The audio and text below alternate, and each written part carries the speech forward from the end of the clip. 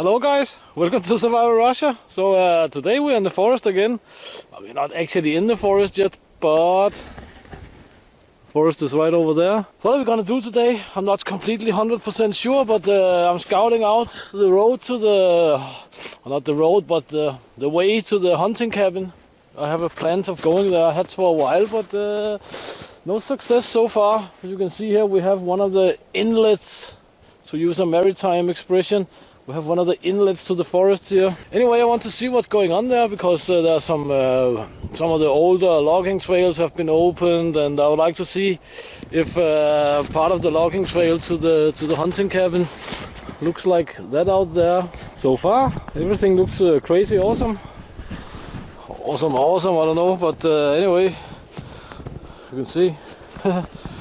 Looks like I could make this trip in a track racing car with slicks or something like that.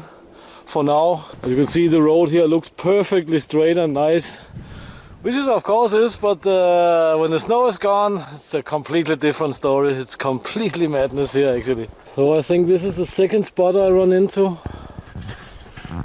where the loggers have been processing wood and stuff like that. That's good info. Interesting spot.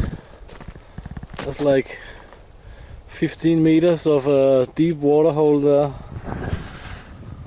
It's nice to know. I actually think the logging operation have been stopped for quite a while. This is just a day of the life in Survival Russia, right? It's been, I don't know.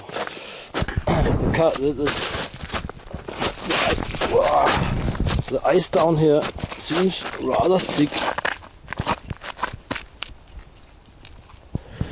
But I don't know if it goes on the camera. Let's try. Somebody have been walking here.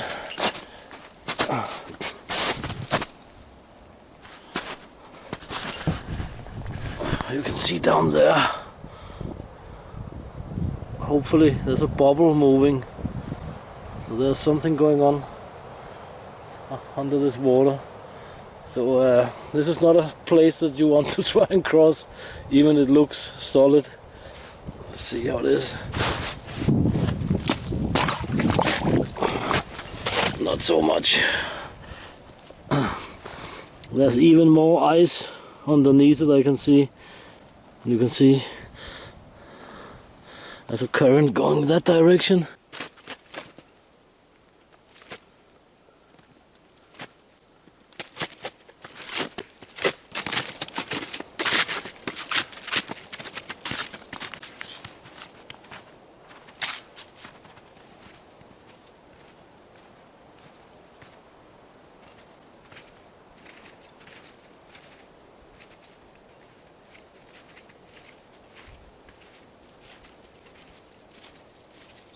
Some pretty funny small prints there.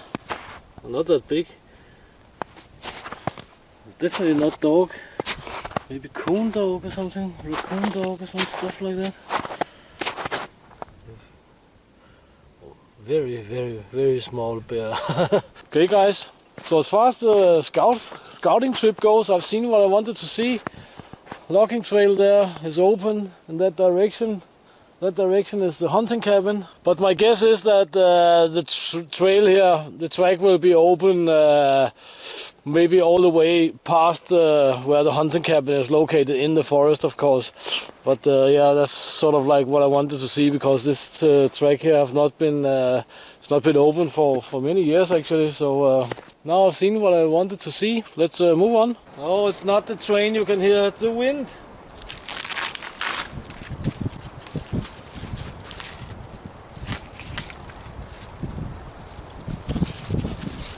Warm weather's coming. The birch is actually, I think it's the oldest tree we have in the northern woods, so to speak. It's a very, very ancient species of trees. No wonder, it's a pretty tough breed.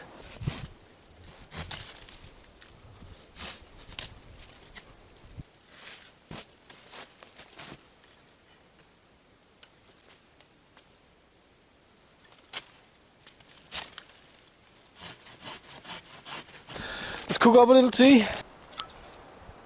I just cleaned all this stuff when I came home last time.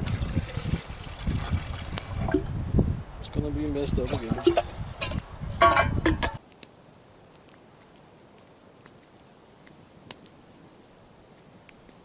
So tea is boiling, awesome. We can just raise it a little bit. So this is a good strong cup of tea, that's for sure. That's gonna clean out the rust of the rectum, that's for sure. So what I say about military survival training compared to civilian outdoorsmanship is that the average civilian outdoorsman is much better off than some guy who's been through military survival training, right? I mean, military survival training is not really made for survival like that. You never, if that's the only outdoors experience you have, you will not be very skilled after a week or whatever of SEER training. I mean, I don't recollect any military survival trainings which take place 6 months, 12 months, 24 months, 36 months, all times of year, all seasons and so on, right? It doesn't happen. Military survival training is mostly there for team bonding and or for pushing the participant out of his boundaries, out of his comfort zone, so to speak, right? That is mostly what it's there for, actually. And that is what, and this is how you can actually, what I think anyway, how I benefited from military training was that you getting pushed out way beyond your limits and so on, and that gives you something. Whatever you learn to do out there, you don't really learn that much other than bundle up and you know, sit in the snow in a big bundle with all your ponchos surrounding you and cuddling up and all this stuff and yeah, you know. But it certainly benefits you afterwards that you know you've done this and you've done that, and you know how far you can go and how far you cannot and all this stuff. That's pretty awesome. Another aspect of military survival training or military training is that some of the exercises, you don't know when they were going to end. One time we were out, I didn't know when it would end.